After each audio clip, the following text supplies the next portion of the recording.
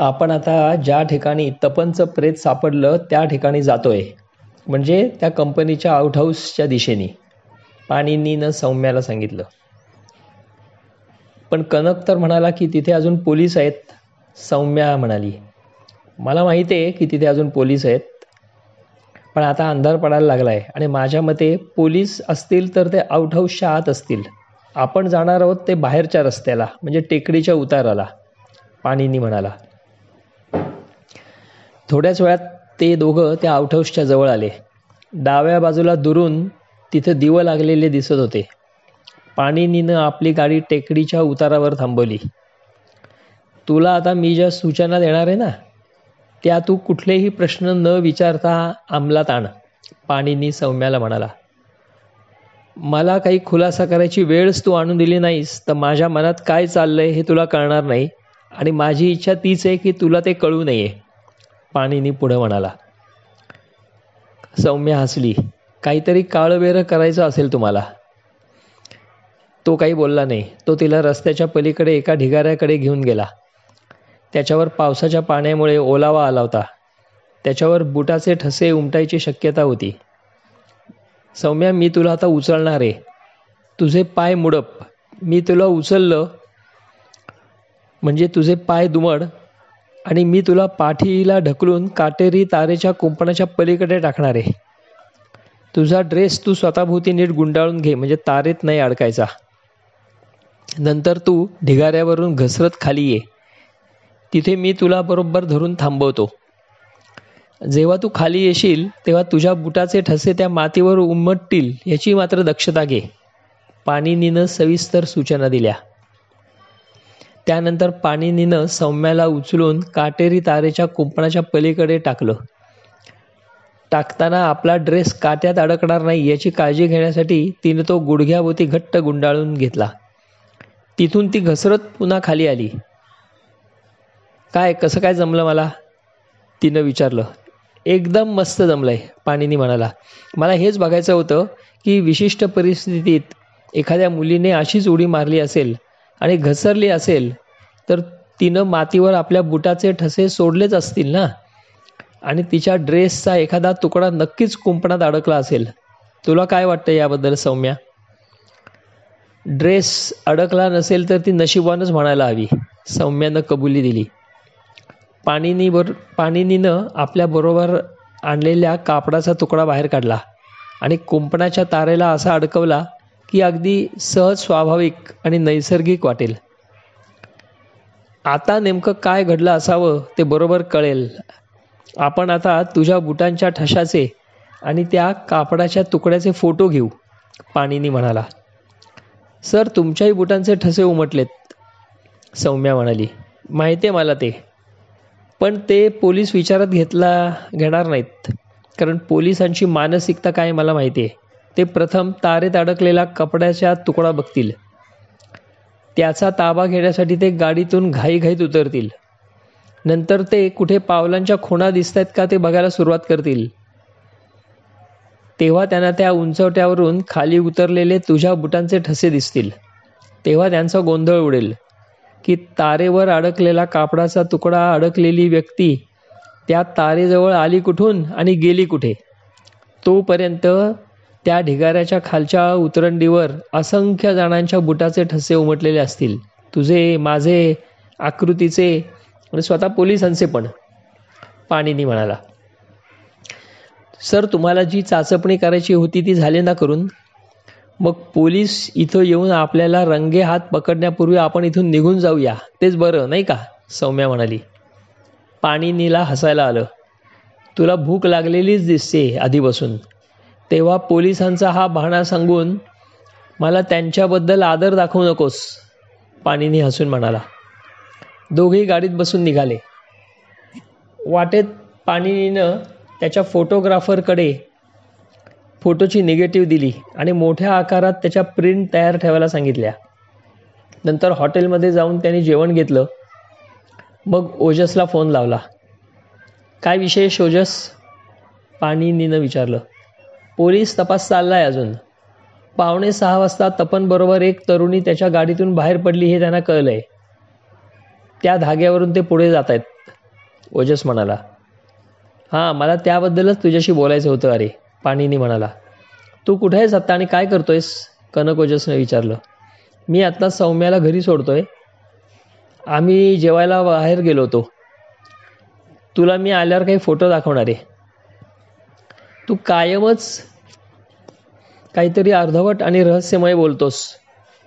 ठीक आहे, ये तू माझ्याकडे. कसले आहे तुझे आहेत ते फोटो घेऊन, ओजस म्हणाला. सौम्याला घरी सोडून आणि फोटो ताब्यात घेऊन तो ओजसकडे आला. पोलिसांच्या कार्यपद्धतीतलं एक पान आपण चोरायचंय, पाणिनी आल्या गूढपणे बोलला. म्हणजे नक्की काय करायचंय? कनक ओजस म्हणाला. कनक, मला सांग, सर्वात धोकादायक पुरावा कुठला समजला जातो? पाणिनीनं त्याला विचारलं. ओळख परेडमधून पोलीस साक्षीदाराकडून विशिष्ट व्यक्तीची ओळख पटवून घेतात ना, तो सगळ्यात धोकादायक पुरावा. कनकने बरोबर सांगितलं. पण त्याला आपण नाही काही करू शकत. सगळ्यात साक्षीदारांची स्मरणशक्ती चांगली असतेच असं नाही ना, तो म्हणाला. तू म्हणतोस त्यापेक्षा जास्त अर्थ आहे पोलिसांच्या पद्धतीत आणि माणसाच्या स्मरणशक्तीत. एक मुरलेला दोष आहे. एक उदाहरण देतो, पाणिनी म्हणाला. समज तुला रस्त्यानं जाताना एखाद्याने पकडलं आणि लुटायचा प्रयत्न केला आणि पोलिसांना तू त्याचं वर्णन ऐकवलंस. पोलिसांना अशा प्रकारचे गुन्हे करणारा माणूस एखादा माहितीच असतो. ते त्यातल्याच एका माणसाचा फोटो तुला दाखवतात आणि म्हणतात, मिस्टर ओजस, तुम्ही वर्णन केलेल्या हल्लेखोराच्या वर्णनाशी जुळणारा एक माणूस आहे. त्याचा फोटो आम्ही तुम्हाला दाखवतो, तो बघा. हा घ्या फोटो आणि एकदम शांतपणे बघा. अजिबात हो किंवा नाही म्हणायची घाई करू नका. तुमच्याकडे हा फोटो घेऊन ठेवा. अनेकदा तो फोटो नजरेखालून घाला, कारण फोटोत माणूस वेगळा दिसू शकतो. त्यामुळे खात्री करा. त्यानंतर 2-3 दिवसांनी तुला पोलीस फोन करून सांगतात की मिस्टर ओजस, तुमच्यावर हल्ला करणारा माणूस आम्हाला सापडलाय असं वाटतं. तुम्ही चौकीत या आणि खात्री करा. त्याला आम्ही इतर 4-5 लोकांच्या मध्ये उभा केलाय. तुम्हाला ओळखता येतंय का ते सांगा. नंतर तू चौकीत जातोस तेव्हा 4-5 लोकांच्या मध्ये तो माणूस उभा असतो. इतरांचे चेहरे तुला नवीन असतात, पण एक चेहरा ओळखीचा असतो आणि हाच तो माणूस म्हणून त्याला ओळखायचा तुला मोह होतो. आता प्रत्यक्षात असं घडलेलं असतं. तू त्याला इतर लोकांमधून ओळखलंस. याचं खरं कारण असतं की तुला पोलिसांनी दिलेल्या फोटोशी मिळता जुळता तो माणूस असतो. पण तो माणूस तुझ्यावर हल्ला करणारा माणूस असेलच असं तू गॅरंटेड सांगू शकत नाहीस, कारण तू तुलना करतोस ती फोटोतल्या माणसाशी, कारण तू तो फोटो सतत बघत आलेला असतोस. पण हल्लेखोराला तू काही क्षणापुरतं बघितलेलं असतंस, पाणिनी म्हणाला. असं घडतं अनेकदा, मान्य आहे मला पाणिनी, पण त्यामुळे प्रत्येक साक्षीदाराने गुन्हेगाराची पटवलेली ओळख चुकीचीच असते असं नाही म्हणता येणार, कनक म्हणाला. मला अगदी हेच म्हणायचं आहे कनक. म्हणजे पोलीस जी युक्ती वापरतात ती युक्ती आपण यावेळी त्यांच्या विरुद्ध वापरूया, पाणिनी म्हणाला. म्हणजे काय करायचं? हे बघ, तू म्हणालास ना कनक की पार्किंगमधल्या वॉचमनने 5:45च्या सुमाराला तपनच्या गाडीतून एका तरुणीला तपनसह बाहेर पडताना पाहिलंय म्हणून. त्या माणसाला हा फोटो दाखव, त्या वॉचमनला, आणि विचार की हीच ती तरुणी होती का. त्याला सांग की लगेच हो किंवा नाही म्हणू नकोस. अनेकदा फोटो नजरेखालून घाल आणि सावकाश सांग. पाणिनीनं ओजसकडे मैथिलीचा फोटो दिला. थांब पाणिनी, हे असलं करणं म्हणजे पुराव्याशी खेळणं आहे, कनक ओजस म्हणाला. कसं काय? पाणिनीनं विचारलं. तू हे बघ, दुसऱ्याला सक्तीने एखादा माणूस ओळखायला लावतोयस, कनक म्हणाला. मी असलं काहीही करत नाहीये कनक. मी फक्त त्या वॉचमनला विचारायला सांगतोय तुला की फोटोमधली मुलगी तू व्यवस्थित बघितली आहेस ना. पाणिनी, तुला ते ज्या पद्धतीने करायचं मनात आहे ना, त्याला दुसऱ्याच्या डोक्यात कल्पना भरवणं असं म्हणतात, कनक म्हणाला. हो का? मग पोलीस वेगळं काय करतात? ओजसचा नाईलाज झाला. त्याने पाणिनीच्या हातातून तो फोटो घेतला.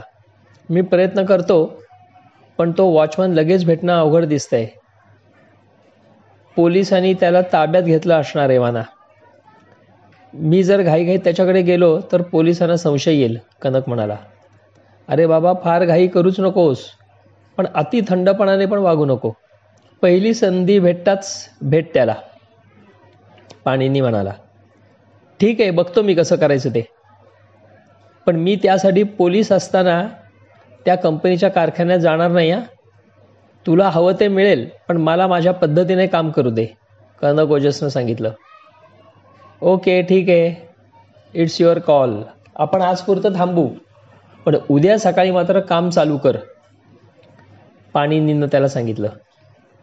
दुसऱ्या दिवशी सकाळी 7:45 वाजताच पाणिनी ऑफिसला आला तेव्हा कनक ओजस आणि सौम्या सोनी वर्तमानपत्र वाचत बसलेले दिसले. काय म्हणताय, फोटो ओळखण्याच्या बाबतीत काय प्रगती, पाणिनीनं त्यांना विचारलं. खास अशी काही नाही आहे, कनक म्हणाला. आपला तो वॉचमन रात्रपाळी करतो, त्यामुळे सकाळी उशिरापर्यंत झोपतो. पोलीस त्याला सकाळी लवकरच झोपेतून उठवून कुठेतरी घेऊन गेलेत. नेमके कुठे ते समजलं नाही अजून. मी माझा एक माणूस तिथे पेरून ठेवला आहे माहिती काढायला, तो मला कळवेलच, कनक म्हणाला.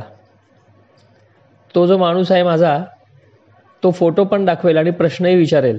दरम्यान तुला सांगायचं म्हणजे तुझं नाव पेपरात आलंय पाणिनी. पोलिसांना काही नवीन पुरावा मिळालाय म्हणे. कसं काय, पाणिनीनं आश्चर्यानेच विचारलं. अरे, आपल्या दोघांचा लाडका मित्र तारकर, त्याच्या हुशारीला दाद द्यायला पाहिजे बुवा, कनक म्हणाला. तपनची तपासणी करताना त्याच्या खिशात तो गाडीचा स्पेअर पार्ट, त्याला डिस्ट्रीब्युटर म्हणतात ना, तो सापडला. दरम्यान आकृतीने मेकॅनिकला बोलवून घेऊन नवीन डिस्ट्रीब्युटर टाकून घेतला होता. ते पोलिसांनी पण शोधून काढलं. हो ठीक आहे, पण त्यात माझं नाव कसं गुंतलं गेलं, पाणिनीनं शंका घेत विचारलं. हे बघ, आकृतीनं ऑफिसातनं तातडीने बाहेर जाण्यासाठी सवलत मागितली हे पोलिसांना कळलं, आणि तिची गाडी तर बिघडली होती, त्यामुळे ते कुठेतरी टॅक्सीने गेली असणार असा अंदाज पोलिसांनी काढला. आणि जवळच्या टॅक्सी स्टँडमधल्या सर्व टॅक्सी ड्रायव्हरकडे चौकशी केली. त्यात एक जण पोलिसांच्या गळाला लागला. त्याला तुझं नाव कळवण्याचं कारण एवढंच की आकृतीनं टॅक्सीने जाताना वाटेत त्याला सूचना दिली होती की गाडी जरा फास्ट चालव, मला वकिलांची अपॉइंटमेंट आहे आणि अगदी वेळेत पोचायचं आहे. त्याच्यातून तिनं तुझं नाव आणि पत्ता एका कागदाच्या तुकड्यावर लिहून घेतला होता. तो टॅक्सीत पडला. तो कागद तपनच्या कंपनीच्या स्टेशनरीचा होता. त्यावरून तारकर त्या कंपनीपर्यंत पोचला आणि तिथून तुझ्यापर्यंत पोचला, कनक ओजस म्हणाला.